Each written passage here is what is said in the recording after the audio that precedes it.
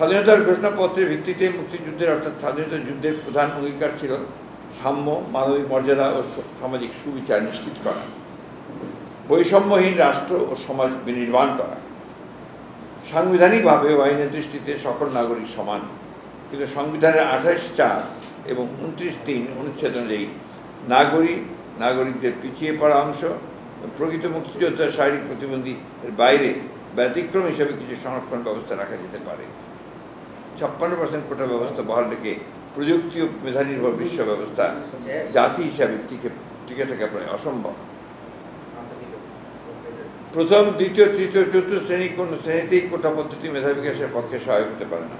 মেধাভিত্তিক বৈষম্যহীন জাতি ও সমাজ বিনির্মাণের মুক্তিযুদ্ধের অঙ্গীকারের সাথে সাংঘর্ষিক।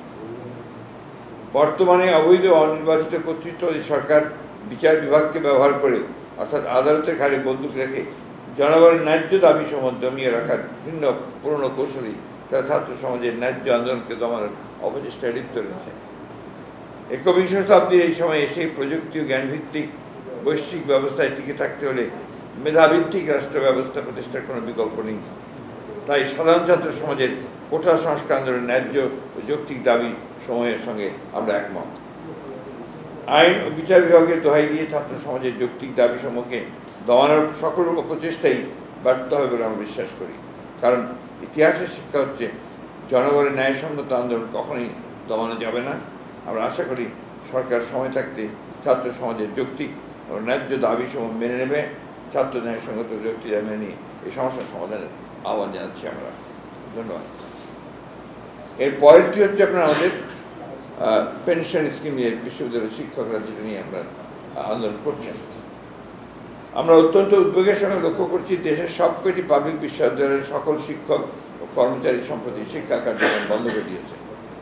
সর্বজনীন পেনশন স্কিম চালু করার জন্য দেশের সকল পাবলিক বিশ্ববিদ্যালয়গুলোর শিক্ষক ও কর্মচারীদের সম্পৃক্ত করে সরকারি পরিপত্র জারি করেছে। এই বিষয়টি নিয়ে ক্ষুব্ধ বাংলাদেশের পাবলিক বিশ্ববিদ্যালয়ের শিক্ষক সম্প্রদায়ের কর্মচারীবৃন্দ এবং তারা এই স্মারকটি প্রত্যাখ্যান করেছে, প্রতিবাদ করেছে। সকল শিক্ষা প্রতিষ্ঠানে শিক্ষাদান, পরীক্ষা গ্রহণ সহ সকল প্রকার কর্মকাণ্ড বন্ধ রেখেছে।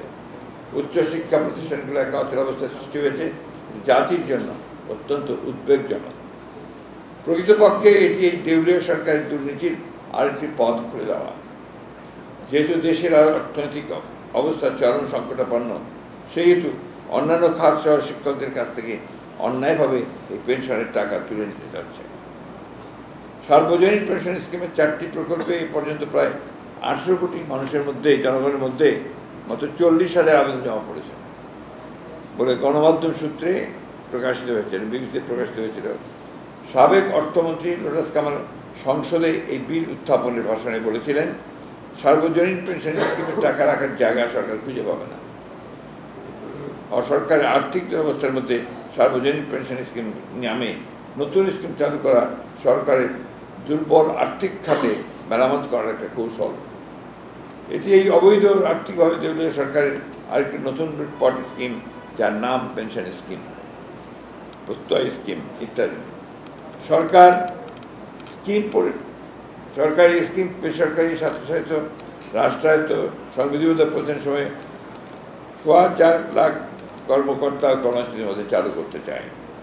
বিশ্ববিদ্যালয় সমূহ প্রায় 50,000 শিক্ষক কর্মচারীদের সাথে অর্থাৎ অংশীজনদের সঙ্গে কোনো আলোচনা ছাড়াই স্বেচ্ছাচারী কায়দায় এই বিধান বাধ্যতামূলকভাবে চালু করতে চাচ্ছে এই অবৈধ সরকার। অথচ এই আইনের উদ্দেশ্য কারণ সম্পর্কিত প্যারায় এটি অপশনাল ইচ্ছাধীন হিসাবে উল্লেখ করা হয়েছে। এই প্রেক্ষিতে শিক্ষক সমাজের যে আন্দোলন ও প্রতিবাদ শুরু হয়েছে তা অবশ্যই যৌক্তিক ও সমর্থনযোগ্য।